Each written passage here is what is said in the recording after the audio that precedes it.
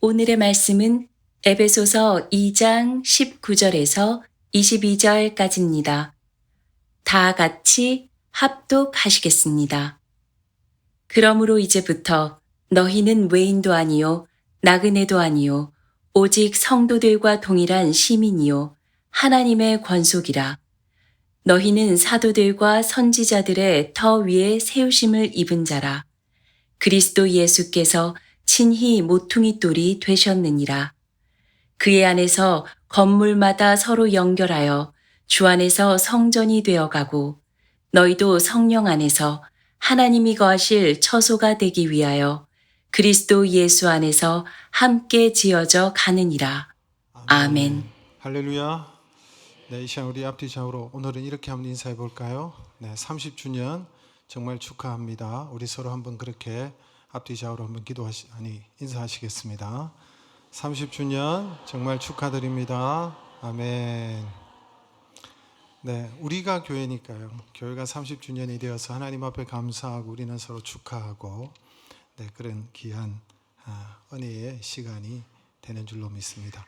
여기까지 오게 하신 하나님께 우리 영광의 박수를 한번 올려드리겠습니다. 할렐루야. 네, 우리가 영상에서 보신 대로 저희 교회는 세 시대로 구분할 수가 있겠습니다. 첫 번째 시대는 명일동 시대였습니다. 영상에서 보셨듯이 저희 교회는 서울에서 시작했습니다. 서울 강동구 명일동 주양 쇼핑센터 6층 상가 건물에서 1995년 6월 25일에 선교적인 목적을 가지고 우리 이종길 장로님, 이경호 장로님, 문도현 장로님 가정을 중심으로 해서 설립 예배를 드리면서 우리 교회가 시작되어졌습니다. 특별히 우리 명일동 시대에는 우리 문도현 장로님께서 성남시에 있는 지금의 판교동입니다. 판교에 있는 땅을 교회 앞에 헌물하시게 되시면서 교회 미래를 위해서 판교 시대를 열기 위하여 교회 이전을 결정했습니다. 그래서 야탑동으로 이전하는 그런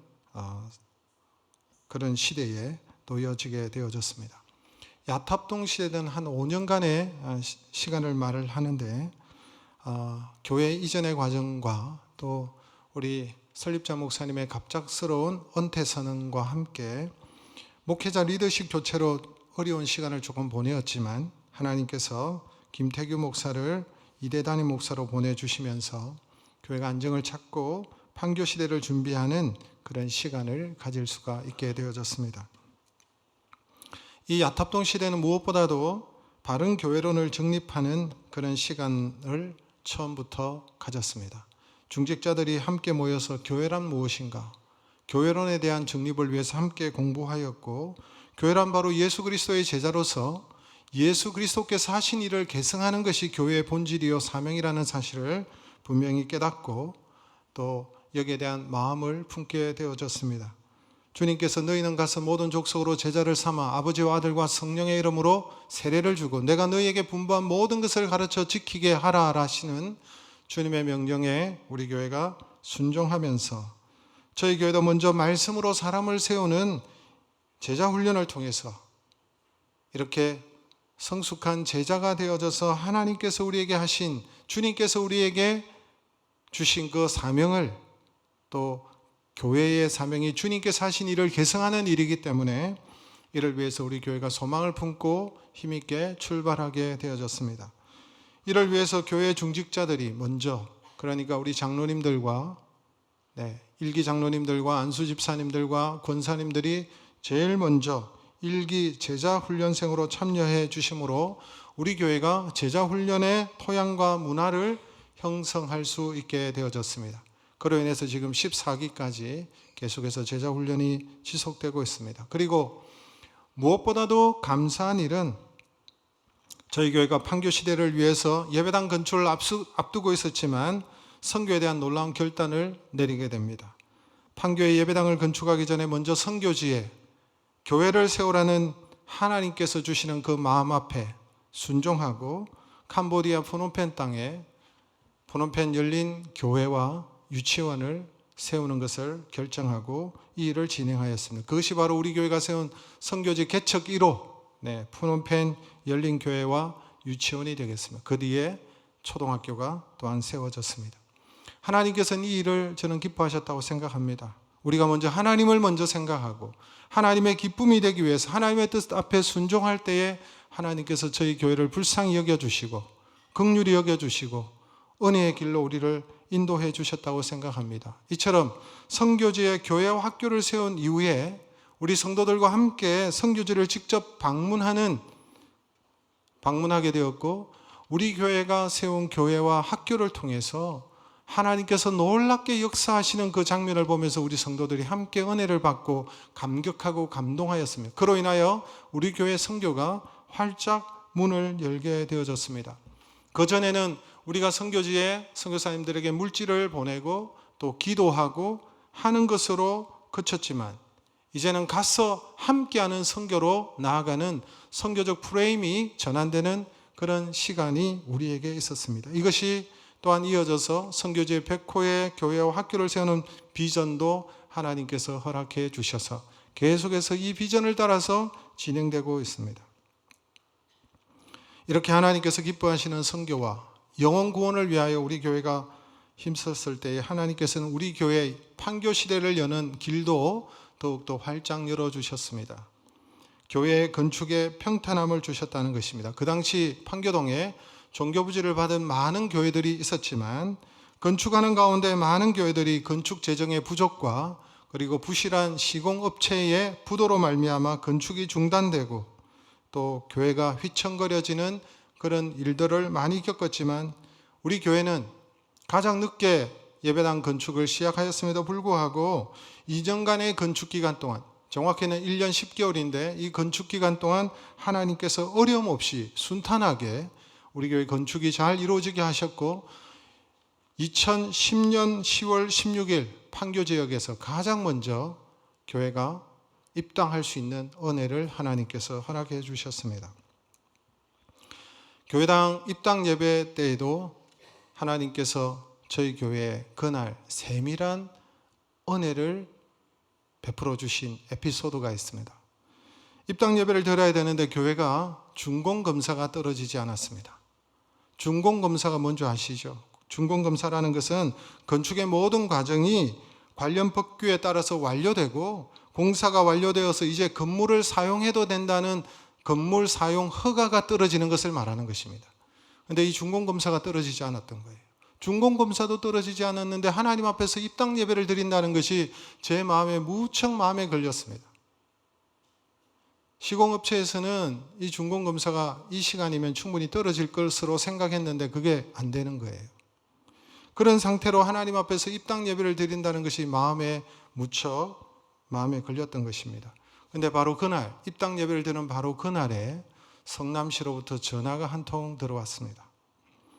우리 교회가 입당 예배를 드린다는 그 소식을 듣고는 성남시에서 시장께서 오셔서 축사를 해도 되겠느냐라는 연락이 왔습니다. 요청한 적이 없습니다. 시장님이 오셔가지고 축사를 한다는데 거절할 이유가 없잖아요. 그래서 오시라고 그렇게 말씀을 드렸는데 바로 그날 그 시간에 준공검사가 떨어졌던 것입니다.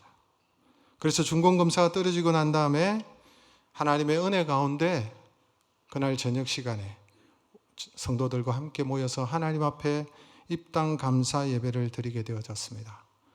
그때 시장으로서 축사하신 분이 이재명 시장이었습니다. 이렇게 하나님의 은혜 가운데 입당 예배를 드림으로 판교 시대가 활짝 열리게 되어졌습니다.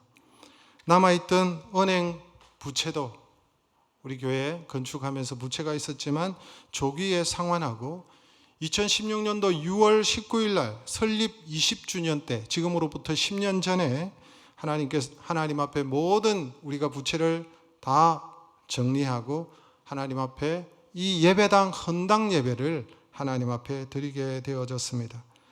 이 또한 하나님 앞에서 감사하고 또 기념하는 의미에서 성도들과 함께 인도네시아 자바섬에 있는 시나카시 열린 초등학교를 시나카시 그 열린 마을에 시나카시 열린 초등학교를 세우고 하나님 앞에 감사하면서 우리 교회가 본격적으로 하나님의 나라의 확장을 위해서 복음을 위해서 이렇게 전진하고 사역을 펼쳐나갈 수 있는 은혜를 주셨습니다. 특히 예수님의 제자가 되어서 지역과 민족과 열방의 축복의 통로가 되는 이 교회 공동체의 정체성과 사명을 따라서 많은 열매를 하나님께서 거둘 수 있도록 우리 교회를 인도해 주신 것입니다. 무엇보다도 예수님의 제자 되는 공동체를 지향하였기에 예수님의 인격과 성품을 닮아가는 제자 훈련과 또한 주님께서 그 제자들에게, 교회에게 주께서 하신 그 사명을 계승하는 차원에서 제자 훈련 및 다양한 양육과 훈련 프로그램을 통해서 성도들을 세우게 되어졌고, 특별히 제자 훈련을 마치고 수료하신 분들이 우리 교회 중직자가 되고 우리 교회 평신도 리더가 되고 소그룹을 이끌어가는 지도자로서 교회를 든든히 세워갈 수 있는 은혜를 주셨습니다. 이렇게 양육과 제자 훈련을 통해서 성장한 지체들이, 주님 안에서 성장한 이 지체들이 하나님 앞에 진정으로 진심으로 예배하고 또한 하나님의 임재를 경험하는 예배 공동체가 되게 하여 주셨고, 또한 이 지역의 복음화를 위해서, 성시화를 위해서 우리 교회가 계속해서 전도에도 힘쓰는 교회가 되게 하셨습니다. 제가 처음 부임했을 때는 우리 교회가 200여 명 모이는 교회였습니다.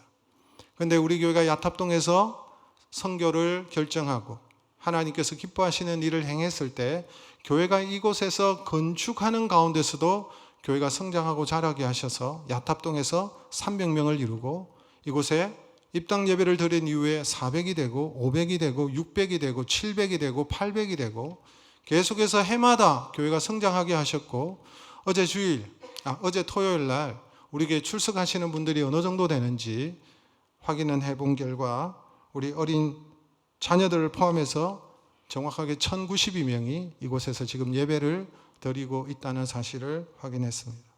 이처럼 하나님께서 은혜를 우리에게 허락해 주신 것입니다. 그리고 우리 열린 하늘문 교회는 단순히 교회당 안에만 머무는 그런 교회가 아니라 예수 제자 공동체로서 지역과 사회를 섬기는 공동체로 나아가도록 인도해 주셨습니다.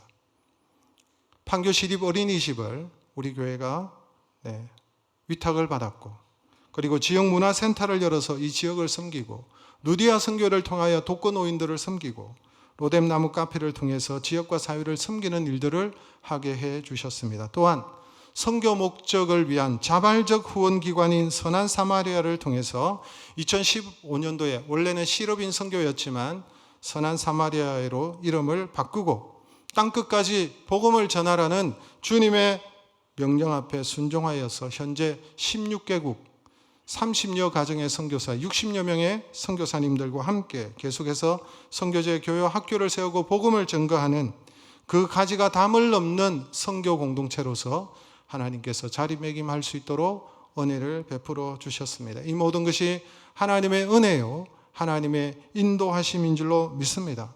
앞으로도 우리 열린 하늘문 교회는 우리 교회의 머리 대신 예수 그리스도의 말씀을 따라서 우리 교회가 주님 오시는 그날까지 주님의 말씀 앞에 순종하며 땅끝까지 복음을 증거하는 그 사명을 예수 제자 공동체로서 지역과 민족과 열방을 섬기는 축복의 통로가 분명히 더욱더 되어질 것을 확신합니다.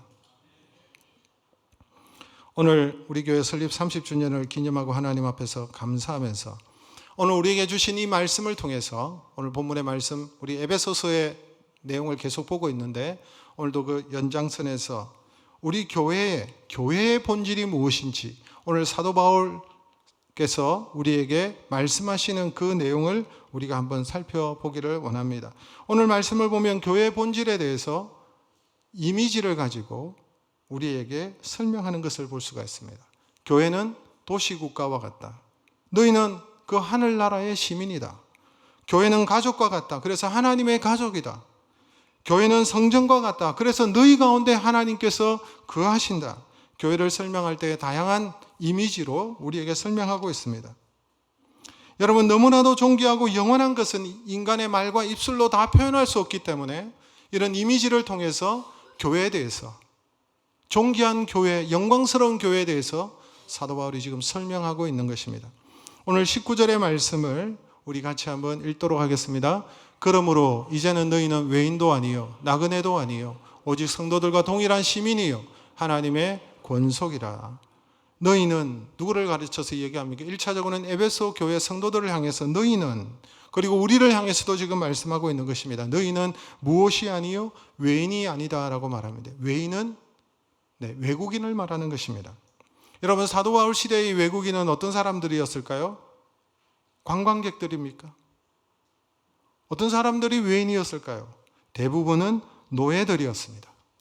노예가 아니고는 외국인들이 다른 민족 가운데 살 이유가 없습니다. 그래서 이 외인은 보호의 대상이 아니었습니다. 로마 자국의 자국민들을 위해서 섬겨야 하는 종처럼 대우를 받는 자들이 바로 외인이었습니다.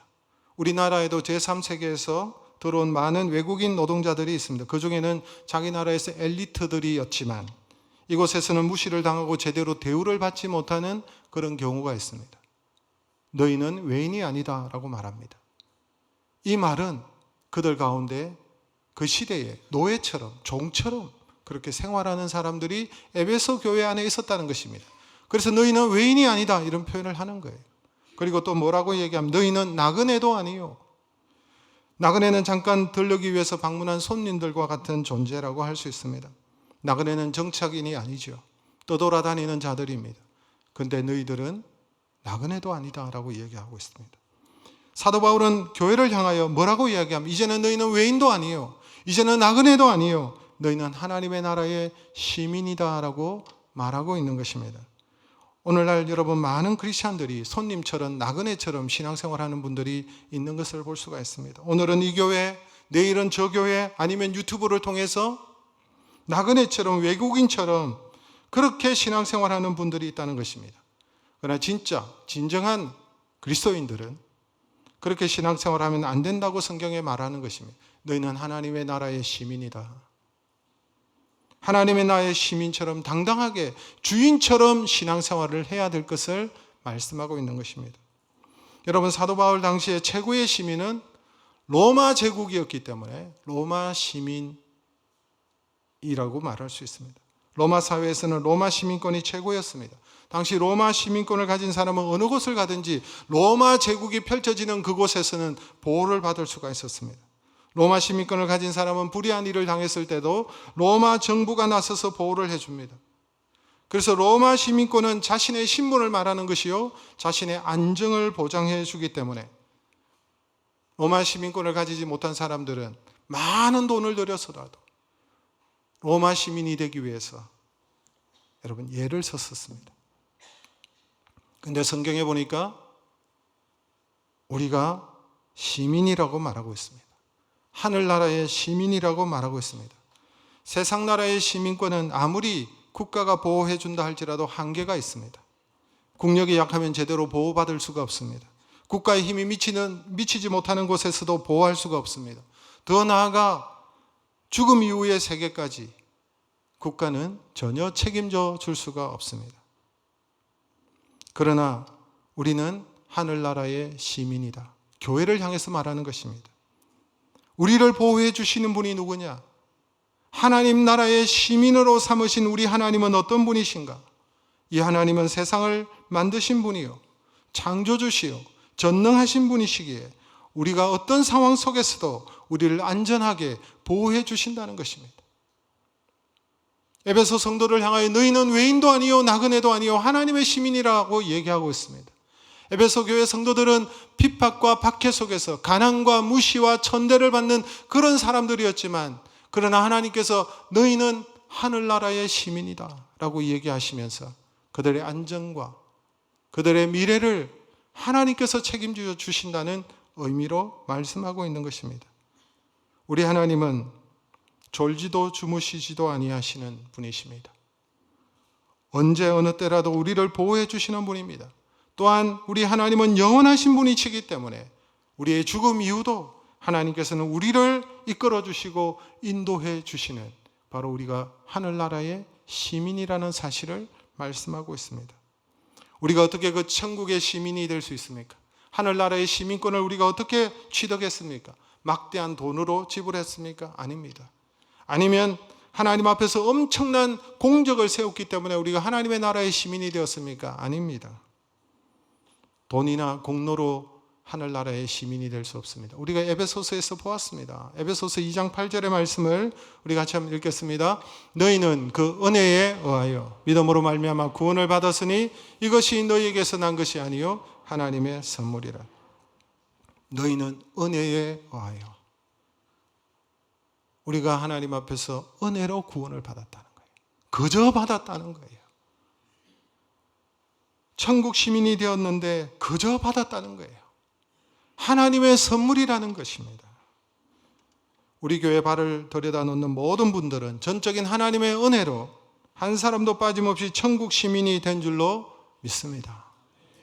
여러분 오늘 19절에 보니까 또 이렇게 말합니다. 오직 성도들과 동일한 시민이요 하나님의 권속이라 라고 얘기하고 있습니다. 하나님의 권속, 가족이라는 거예요. 패밀리라는 거예요.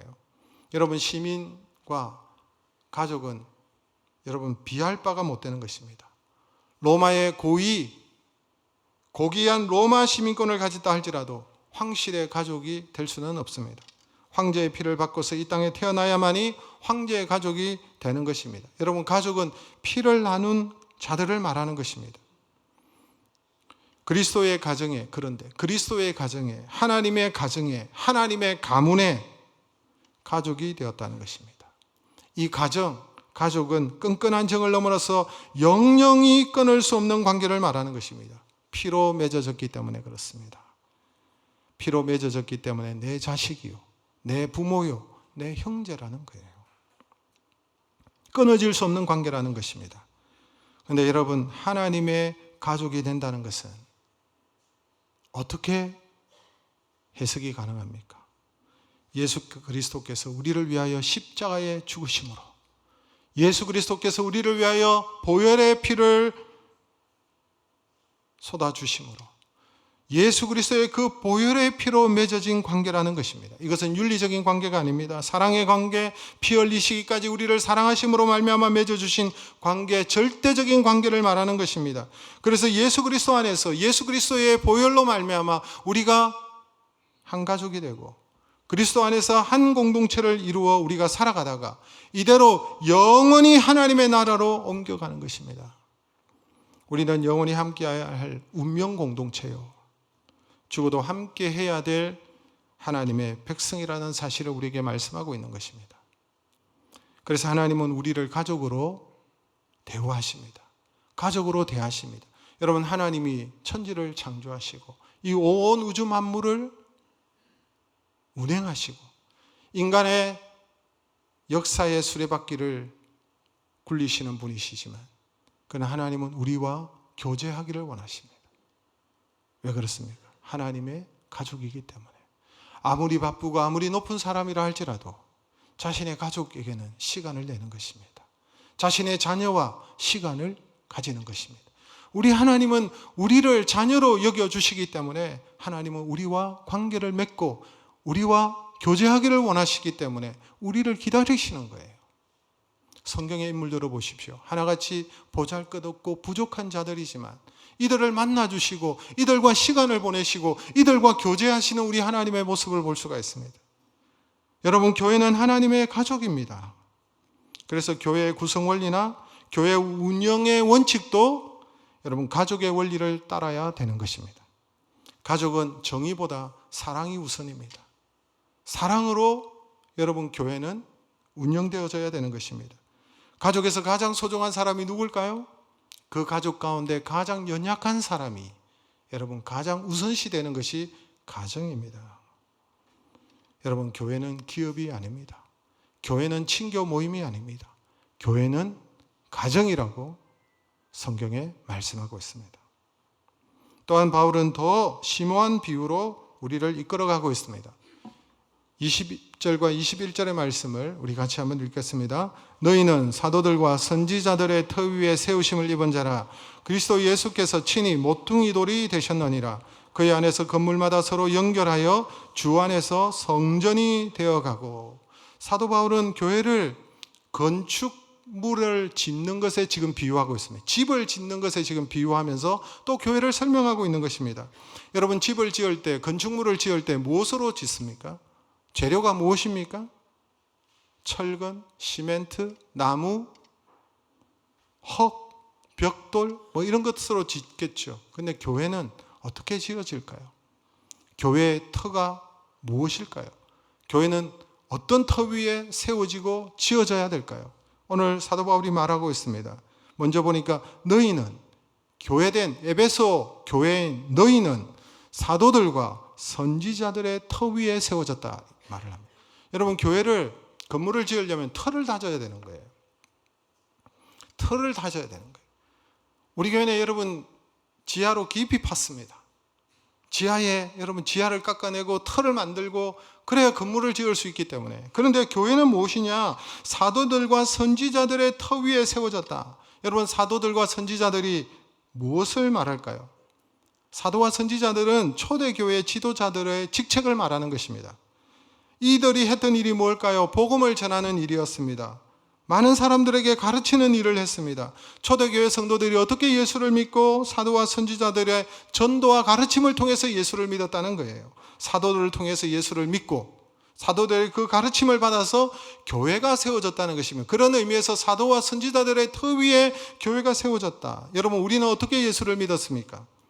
우리는 여러분이 예수님을 직접 만난 적이 분이 계십니까? 그런 분들도 있더라고요. 그런데 여러분, 우리는 성경을 통해서 그리스도를 발견했습니다. 말씀을 통해서 그리스도를 우리가 알게 되어졌습니다. 그런데 이 성경을 기록한 사람들이 누굴까요? 사실 여러분, 성경을 기록한 사람들이 바로 사도요 선지자들이었습니다. 그러므로 사도와 선지자의 터 위에 세워졌다는 말씀은 교회는 성경의 기초 위에, 말씀의 기초 위에 세워졌다는 것입니다. 사도와 선지자들이 전해준 그 복음을 듣고 그 가르침을 받고 교회가 세워졌다는 것이죠. 그래서 결국은 무슨 말입니까? 성경 위에 세워진다는 거예요. 우리 교회 또한 성경 위에, 말씀의 터 위에 우리 열린 하나님 교회가 세워진 줄로 믿습니다. 그래서 우리는 절대적인 하나님의 말씀의 권위를 인정하고 그 말씀 위에 우리가 교회가 세워지는 것입니다. 그리고 이렇게 여러분, 건물은 터와 기초를 다지고 난 다음에 무엇을 해야 될까요? 기둥을 세워야 되고 골조 공사를 해야 되고 뼈대를 세우는 공사가 필요한 것입니다. 저는 우리 교회가 건축하는 모든 과정을 제가 다 지켜보았습니다. 우리 교회가 건축을 하면서 옆에 컨테이너 박스를 하나 뒀습니다. 기도실을 만들었어요. 임시 기도실을 만들어서 매일마다 구역마다 돌아가면서 그 기도실에 가서 교회 건축을 두고 기도했습니다. 저도 들어가서 기도하고, 기도하는 가운데 교회가 건축되어지는 모든 공사 현장 속에서 제가 지켜보았습니다. 그 과정을 보았습니다. 우리 교회가 기초를 깊이 팠다고 그랬죠. 지하로 22m를 팠습니다. 여러분, 우리 교회가 반석 위에 세워진 교회입니다. 왜냐하니까 기초 공사를 하기 위해서 파니까, 토목 공사를 하고 파니까 뭐가 나오냐? 엄청난 돌들이 나오는 거예요. 청암이었습니다. 가장 단단한 돌이었어요. 이거는 다이너마이트를 터뜨려서 돌을 깨고 해야만 되는데 당시에 주변에 건물들이 들어서 있기 때문에 다이너마이트를 터뜨릴 수가 없었어요. 그래서 전부 다 깼어요. 돌을 깨고 내려가서 22m까지 내려가서 교회 기초 공사를 끝냈습니다. 그리고 난 다음에 골조를 올렸습니다. 기둥을 세우고 골조를 올리고 벽체를 만들고 설계대로 모든 구조가 연결되는 그 모든 모습을 보았습니다. 그래서 오늘 본문의 말씀이 너무 잘 이해가 되는 거예요.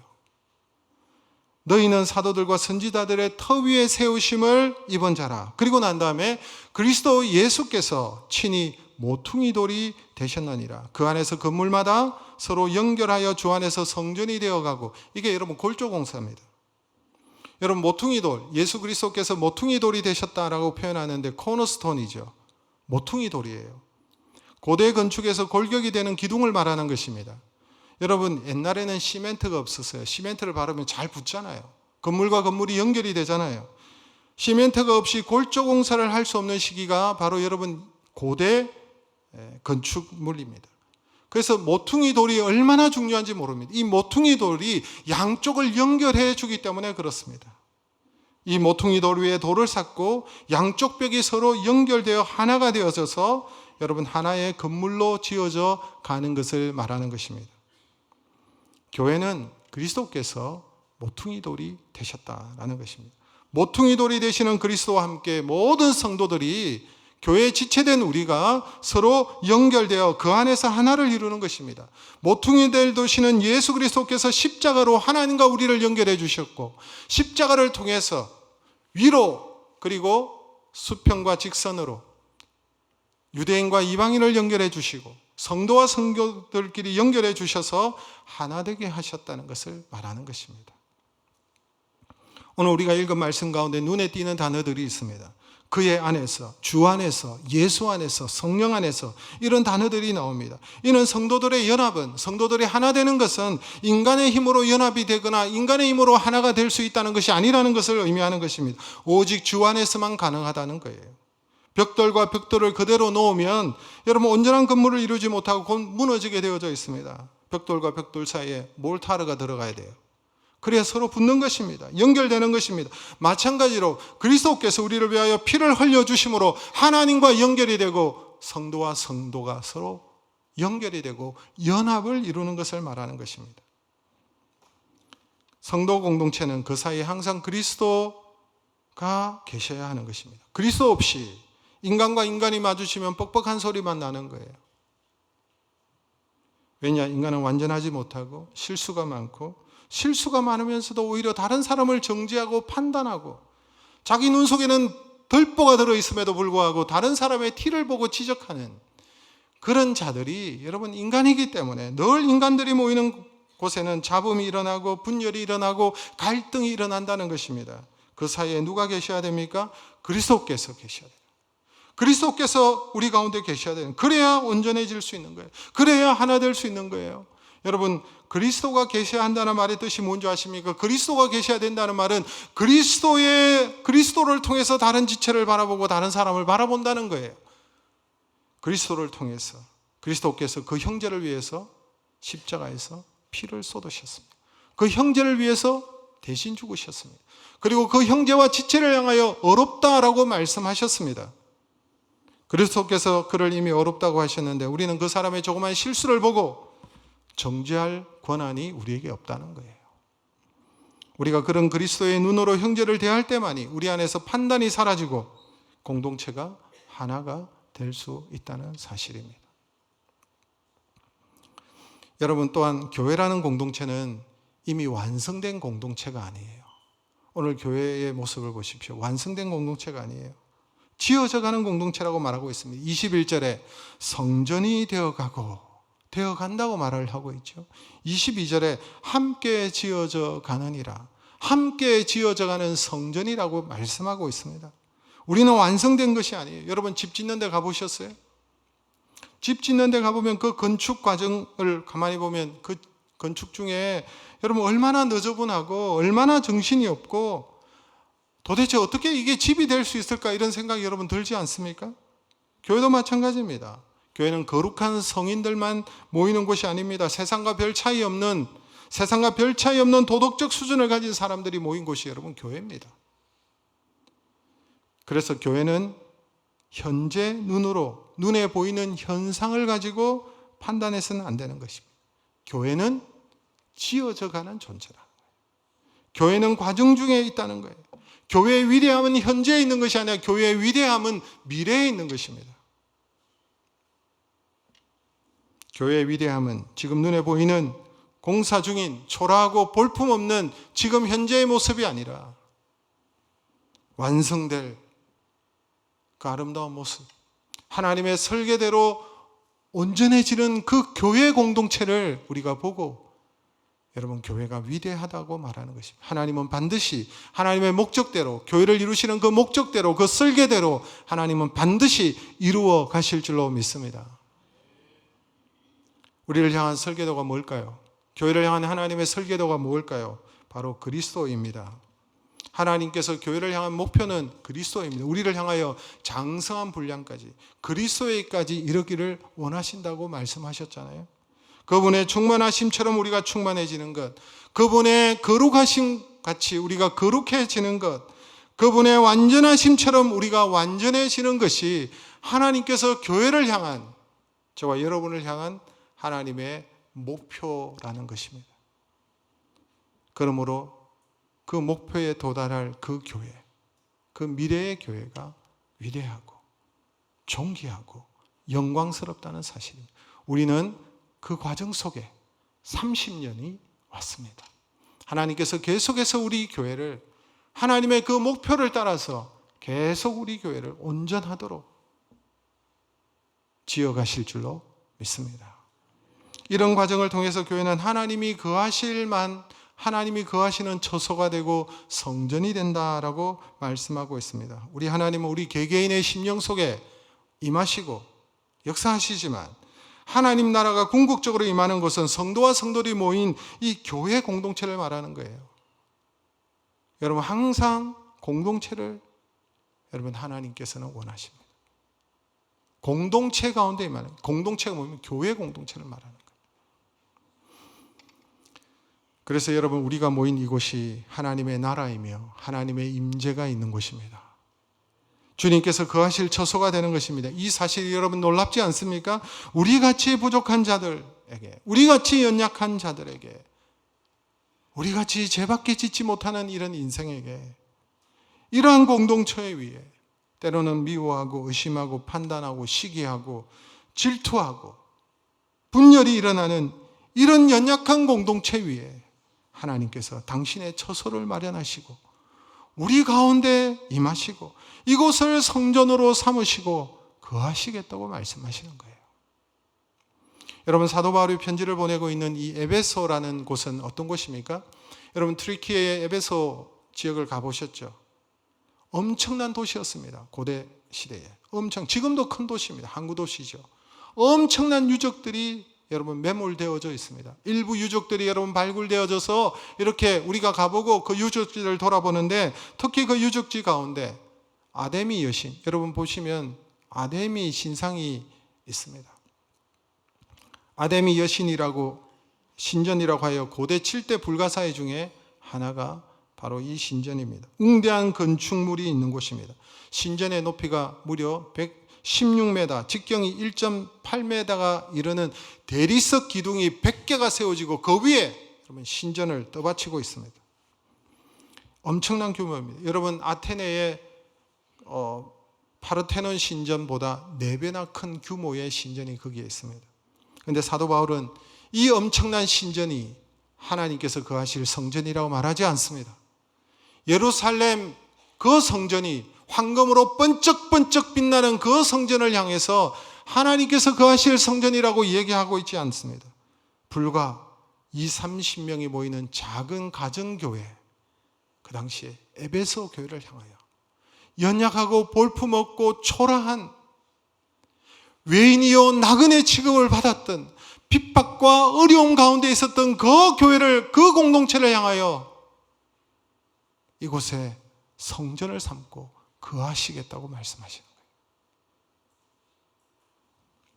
이것이 바로 교회의 위대함입니다. 교회의 위대함은 우리가 잘나고 화려한 건물을 가지고 있어서가 아니에요. 하나님이 계시기 때문에 그렇습니다. 우리 한 사람 한 사람이 존귀한 이유가 우리가 잘나서가 아니에요. 우리를 성전 삼아 하나님께서 우리 안에 거하시기 때문에 교회가 위대한 것입니다. 이처럼 연약한 우리를 통해서 하나님은 위대한 일을 이루시고 하나님의 세계 경영에 동참할 수 있도록 우리 교회를 지금까지 사용해 주시고 인도해 주신 그 은혜 때문에 여러분 너무나도 감사한 거예요. 여러분 우리는 어떤 존재입니까? 우리는 하나님의 나라의 시민입니다. 우리는 어떤 존재입니까? 우리는 하나님의 가족입니다. 우리는 어떤 존재입니까? 그리스도 안에서 함께 지어져가는 하나님의 성전입니다. 우리 가운데 하나님께서 임재하시고 우리를 통해서 위대한 일을 행하시고 우리를 통해서 세계 경영을 이끌어 가시는 그 세계 경영에 참여하게 하시고 우리를 통해서 일하시고 우리를 그리스도에게까지 온전해지기를 원하시는 하나님께서 지난 30년 동안에도 우리 교회를 인도해 주셨듯이 앞으로의 30년도 하나님의 은혜 가운데 하나님의 인도와 이끌어 주신 가운데 우리가 순종하기만 하면 하나님께서 우리 교회를 통해서 지역과 민족과 열방을 섬기는 축복의 공동체로 더욱 세워 주실 줄로 믿습니다. 오늘 이 말씀을 우리가 생각하면서 함께 기도했으면 좋겠습니다.